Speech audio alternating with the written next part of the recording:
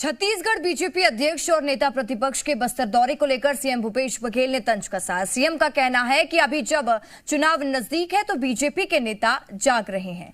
CM Baghel ने कहा कि नए नेता प्रतिपक्ष और नए प्रदेश अध्यक्ष को अभी अपनी पहचान बनाने में वक्त लगेगा। चुनावी संगठनात करने अब चुनाव नजदीक आएगा तो जागे हैं, अब बदले हैं, पहले पूरी टीम बदल डाले हैं तो पहले अपने पहचान ही बनाएंगे और पहचान बनाने में समय लगेगा।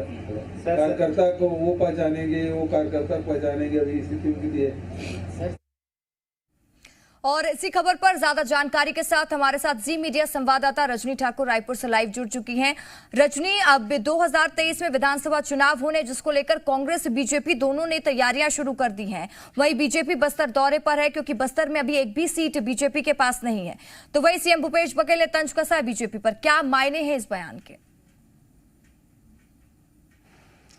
देखिए, छत्तीसगढ़ में सत्ता की जो चाबी है वो बस्तर से होकर जाती है। सत्ता का रास्ता बस्तर से होकर जाता है और इस वक्त बस्तर की 12 सीटों में से एक भी सीट भाजपा के पास नहीं है। पिछले विधानसभा चुनाव में एक सीट भाजपा जीत पाई थी, लेकिन भीमा मंडावी के निधन के बाद वो सीट भी भाजपा के हाथ से चली गई। यानी कि इस वक्त भाजपा के सामने बस्तर एक बड़ी चुनौती है और यही वजह है कि जब भी भाजपा के आला नेता आते हैं तो बस्तर पर खास फोकस रहता है। आज से भाजपा बस्तर में विजय अभियान शुरू कर रही है। 5 दिन का ये अभियान होगा और इस दौरान तमाम कार्यकर्ताओं से बातचीत की जाएगी, चर्चा की जाएगी। बूथ स्तर के कार्यकर्ताओं से भी बात करके कहीं ना कहीं कारण पता करने की कोशिश की जाएगी कि इस वक्त बस्तर में भाजपा की क्या हालत है, कांग्रेस के कामकाज को लेकर जनता का क्या रिस्पांस है और आने वाले चुनाव को लेकर रणनीति तय की जाएगी। लेकिन इस अभियान पर कांग्रेस ने निशाना साधा है और कांग्रेस ने कहा है कि सत्ता में रहते हुए भाजपा ने बस्तर में जो काम किए हैं और बस्तर में जो भाजपा की नाकामियां रही हैं, आदिवासियों के जो मुद्दे रहे हैं, जिस तरह से आदिवासियों का दमन किया गया भाजपा सरकार में, उन तमाम बातों के लिए भाजपा को बस्तर के आदिवासियों से माफी मांगनी चाहिए। मुख्यमंत्री ने भी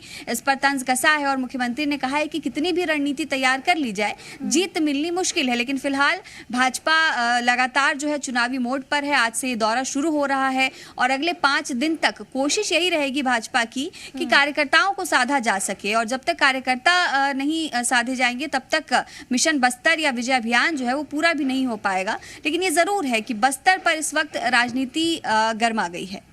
बिल्कुल रजनी, बीजेपी लगातार कोशिश कर रही है और विधानसभा चुनाव होने हैं 2023 में, उसको लेकर पूरी तैयारियां की जा रही हैं और बीजेपी की कहीं ना कहीं कोशिश जो हम देख रहे हैं कि चाहे वो अध्यक्ष हो, नेता प्रतिपक्ष हो, ओबीसी पर दाव खेल रही है बीजेपी। तो क्या ये ओबीसी फैक्टर बस्तर में काम आएगा?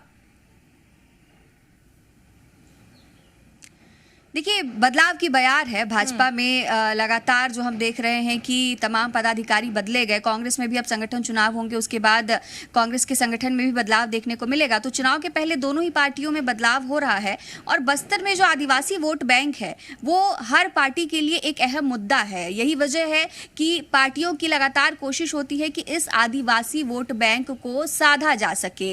इस वक्त कांग्रेस की अगर हम बात करें तो कांग्रेस बेहद मजबूत स्थिति में है। चाहे वो विधानसभा चुनाव हो या उपचुनाव हो, सभी में बस्तर की जनता ने कांग्रेस को चुना है। लेकिन भाजपा के लिए स्थिति ठीक उलट है। भाजपा के लिए बस्तर जो है वो एक बड़ी चुनौती है और इससे किस तरह पार पाया जा सकता है, बस्तर में हार के कारण क्या है और आदिवासी वोट बैंक को किस तरह से भाजपा के साथ लाना है, ये तमाम ऐसे मुद्दे हैं जिसको लेकर ये विजय अभियान शुरू किया गया है। तमाम जानकारी के लिए बहुत बहुत शुक्रिया आपका।